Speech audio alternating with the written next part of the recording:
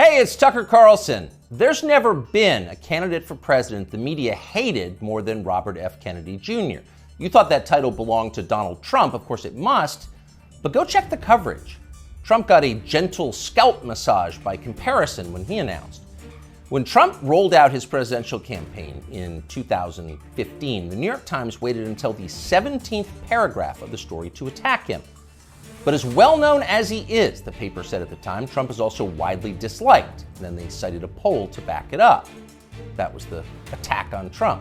8 years later, the Times attacked Bobby Kennedy in the very first sentence of the story. Quote, Robert F. Kennedy Jr., the paper declared, announced a presidential campaign on Wednesday built on relitigating COVID-19 shutdowns and shaking Americans' faith in science. Shaking Americans' faith in science. Imagine if you were an ordinary New York Times subscriber reading that over coffee in your pre-war rent-controlled duplex on Columbus Avenue. You'd think Bobby Kennedy had just declared war on the Enlightenment. My fellow Americans, I have come to shake your faith in science. Join me as I drag our nation back to the medieval period. You'd be appalled. CBS News viewers likely were appalled. In its coverage of Kennedy's announcement, CBS denounced the candidate's views as, quote, misleading and dangerous.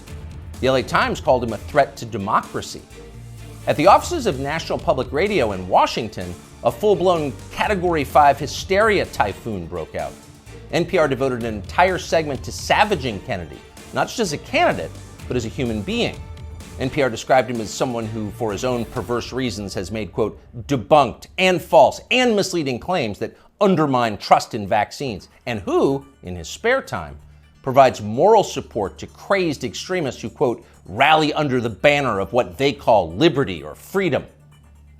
People magazine didn't even bother to report a single word of anything Kennedy said at his announcement, and instead wrote an entire story about how his relatives hate him. Kennedy's younger sister, Carrie, the magazine reported solemnly, does not approve of Bobby Jr.'s harmful views. His harmful views! Bobby Kennedy's thoughts alone are evil enough to hurt people. That's been the tone of the media coverage around Bobby Kennedy Jr. for the past 18 years, since July of 2005. That's the moment that Kennedy published a magazine article suggesting there might be a link between the rise in diagnosed autism cases and the ever-expanding schedule of mandatory childhood vaccines. The day that story was published, Kennedy's reporting was considered so solid that two outlets ran it simultaneously, Rolling Stone and Salon.com. Unfortunately, neither one of them understood what they were up against. The pharma lobby rolled out the most ferocious public relations campaign in memory, and both publications swiftly caved. Both pulled the story and then disavowed it, groveling as they did. No one in the national media bothered to explain why autism diagnoses had skyrocketed. If it wasn't the vaccines, and maybe it wasn't, then what was it? To this day, there has not been a convincing explanation. Instead, reporters just attacked Bobby Kennedy. They've called him a lunatic and a Nazi. Instagram shut down his account. YouTube just last week pulled down a perfectly reasonable interview he did with Jordan Peterson, citing unspecified misinformation, and so on. Kennedy became the most censored famous person in the United States. At this point, most Americans have heard a lot more about Bobby Kennedy Jr. than they've heard from him. He doesn't get many offers to speak from big platforms. But last week, Joe Rogan gave him one. Here's some of what he said. Why do 5 of my 7 kids have allergies? You know, and of course we know why. Because aluminum adjuvants give you allergies. They're designed to make you, to create a hyperimmune response to foreign particles. And the last category is, the allergic diseases, peanut allergies, food allergies, eczema, which I never knew anybody with eczema when I was a kid. I never, asthma, I knew people with asthma, but it wasn't 1 in every 4 black kids like it is today. So, all of those things. Now, we went from 6% of Americans having chronic disease. By 1986, we're starting to have the vaccines, and we got and 11.8% of kids now, so it's doubled. Why do 5 of my 7 children have allergies? Now, we don't know the answer, of course, But it's an interesting question. In fact, it's an important question that deserves an adult answer, not that you should hold your breath waiting to get one. Bobby Kennedy asks a lot of questions like that. He notices things. Kennedy pays attention to the world around him, and he wonders why it's changing. He's an outdoorsman, a falconer, and a fly fisherman. He's interested in how nature works. He's curious. Not so long ago, these qualities were considered essential to the practice of science. All scientific discovery comes from observation, empiricism, patient watching. Without the willingness to put aside your pre-assumptions and assess with honesty the things you see and touch and smell, the changes taking place right in front of your face, you can't do science. You can't create art either, or journalism, or theology. You have to be willing to notice the obvious, and when they tell you you're not allowed to notice the obvious, you should be concerned. Imagine you were on a commercial airline flight. The plane is just leveled out at 37,000 feet, you're closing your eyes for a nap, and suddenly you smell smoke. And it's not your imagination, you can see it. It's starting to fill the cabin. All around you, people are hacking and choking. The guy in the next seat has a napkin pressed against his mouth, and he's mumbling what sounds like Psalm 23, "Yea, though I walk through the valley of the shadow of death." So clearly, the airplane is on fire. But almost unbelievably, no one has said a word about it. Not a single person is acknowledging this is happening. Everyone is silent. So in panic, you yell for the flight attendant. "There's smoke in the cabin," you say, as if she hasn't noticed. But she stares at you with hard eyes. "Shut up, racist," she replies. "That's a dangerous Russian conspiracy theory. Stop spreading misinformation or I'll call TSA and have you arrested when we land." That sounds like a fever dream, but it's also pretty close to the experience of living in the United States at the moment. All around you, things seem to be fraying and getting worse. Your gut tells you there's something very bad going on, and all the evidence suggests that there is. But the people in charge won't acknowledge that. "Everything's fine," they scream. "Stop noticing." But wait, I don't remember this many kids having allergies or asthma or eczema or autism or, for that matter, body dysmorphia. And why so many suicides? What's going on here? "Shut up, stop asking questions." That's their answer. But Bobby Kennedy won't stop asking, and that's why they hate him. As Kennedy spoke on The Rogan Show, a reporter for Vice.com called Anna Merlin was watching.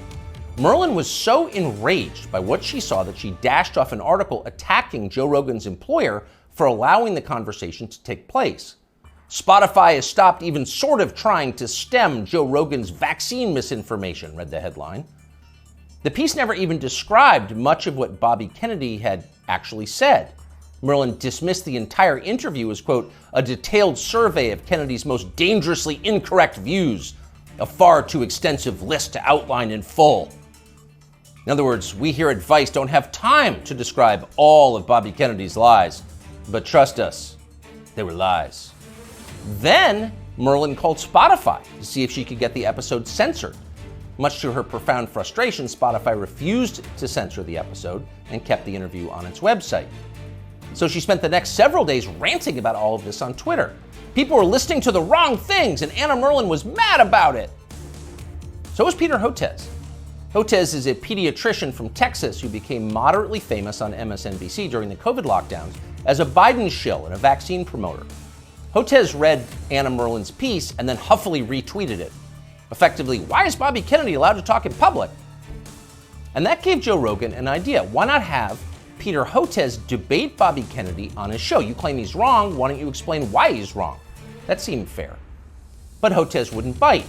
So Rogan offered to give $100,000 to Hotez's favorite charity if he agreed to come on. Soon others made their own pledges and the pot swelled to over $1 million. But still, Peter Hotez wouldn't come. Instead, he scampered back to MSNBC, where one of the channel's oilier hosts assured him he was doing the right thing by dodging the debate. "Arguing with Bobby Kennedy is morally equivalent to debating a Holocaust denier," the host said. "No decent person would do that." And of course, Hotez agreed. Quote, 200,000 Americans needlessly perished because they believed the anti-vaccine disinformation and refused to take a COVID shot. So really, talking to Bobby Kennedy would be a lot like abetting murder. And Peter Hotez, MD, PhD, was not going to do that. But wait a second, you ask yourself. Let's think about those numbers.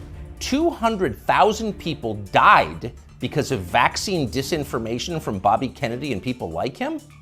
How do we know that? Is that really science? No, It's not science, because we don't know that. We can't know that. There is no way to know that. Peter Hotez's claim is a political attack posing as science, and he specializes in those. Here he is on television during the so-called pandemic. It's all about mask compliance. That's going to be absolutely critical, because if you don't have masks, remember, this virus aerosolizes, so even 6 feet is not enough. It can go 17, 18 feet, several meters. What we really have to do is have vaccine mandates in the schools. We should have a rule that anyone who walks into a school over the age of 12 has to be vaccinated. This is the nature of the anti-vaccine movement in this country. It's somehow married now to far right-wing extremism and white nationalist group. Anyone who's unvaccinated and has been lucky enough to escape COVID, your luck is about to run out. And I call it anti-science aggression coming from Senator Rand Paul, Senator Johnson. Members of the House of Representatives, in addition to those two senators, are killers.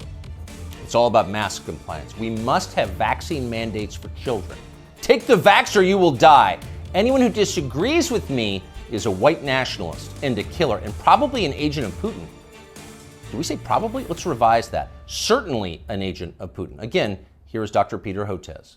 We're starting to see now those same anti-vaccine messages that's coming out of the U.S. And now we're finding it in Africa and Latin America. And remember, what the other reason we're seeing this is the Putin government has, and this has been reported by U.S. and British intelligence, has been piling on with this whole systematic program of what's being called weaponized health communications, trying to destabilize democracies with anti-vaccine, anti-science messages and targeting. So according to British and U.S. intelligence, anyone who disagrees with Dr. Peter Hotez is a disloyal American working to destabilize our democracy on behalf of Vladimir Putin. Now, by comparison, never in his life has Bobby Kennedy Jr. said anything half that demented. But keep in mind, Peter Hotez claims to have a valid medical license. He is allowed to treat patients. After a while, even MSNBC viewers were going to have some questions about a guy who talks like that, and apparently some of them did. As the lockdowns wore on, the population started to notice that many of the core claims the TV doctors were making were untrue. You'd only need one shot. If you got the shot, you would never get sick. You would never pass the virus to others, and so on. They said these things, as you know, again and again. Ultimately, they were proven wrong, but they never admitted it. They just attacked the people who noticed. Here's Dr. Peter Hotez calling for the Biden administration to arrest anyone who questions the COVID vaccine. The Biden administration has to realize that anti-science is a killer, disinformation. Yeah. It's not even just disinformation. This is an anti-science empire right now, and we need Homeland Security, we need the Justice Department. We've really got to figure this out, and Health and Human Services will not be able to figure this out on their own. It's not a medical problem. It's a law enforcement problem. They've doubted me. Arrest them! It's a horrifying outburst if you think about it. If you were on tape saying something like that, you would be deeply ashamed. But Peter Hotez is not ashamed. He's become even more grandiose. Hotez has written a self-congratulatory new book called The Deadly Rise of Anti-Science, a scientist's warning, as if you were a scientist. Here's how Hotez describes himself in the book's promotional literature. Quote, during the height of the COVID-19 pandemic, one renowned scientist in his famous bow tie, appearing daily on major news networks such as MSNBC, NPR, and BBC, and others, Dr. Peter J. Hotez often went without sleep, working around the clock to develop a non-profit COVID-19 vaccine and to keep the public informed. During that time, he was one of the most trusted voices on the pandemic and was even nominated for a Nobel Peace Prize for his selfless work. He also became one of the main targets of anti-science rhetoric that gained traction through conservative news media. End quote, though we could go on.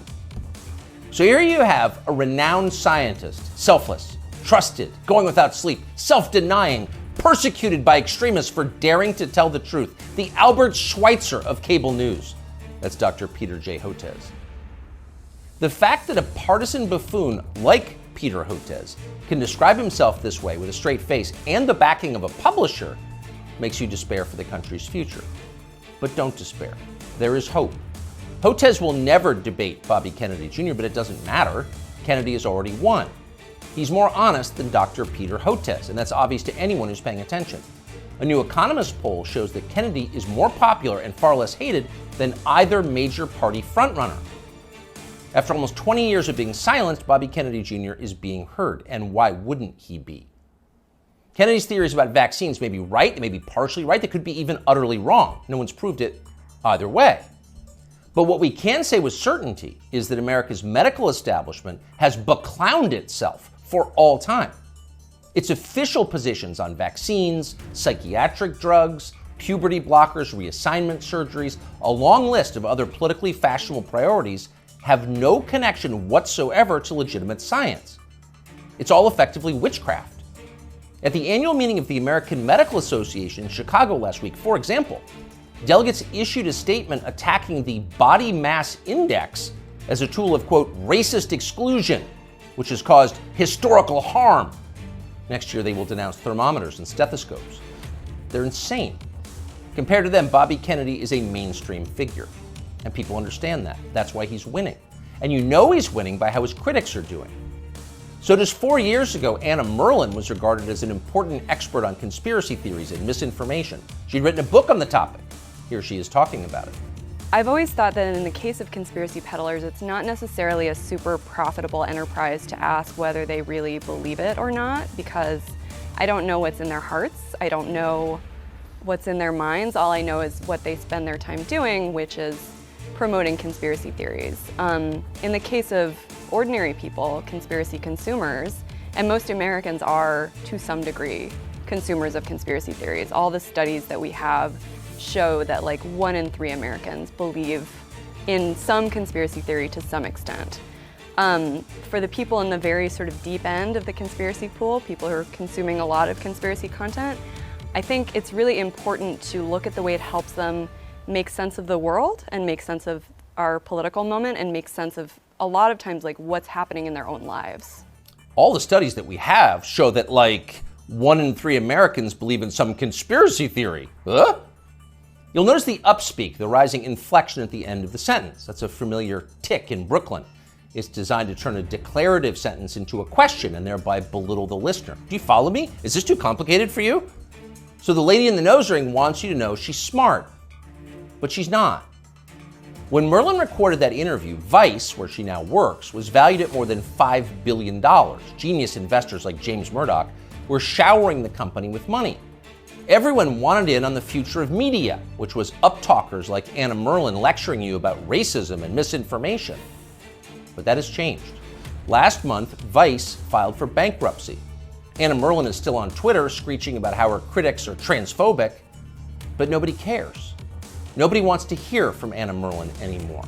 The gatekeepers are transparently ridiculous. Everyone can see that. People have started to notice.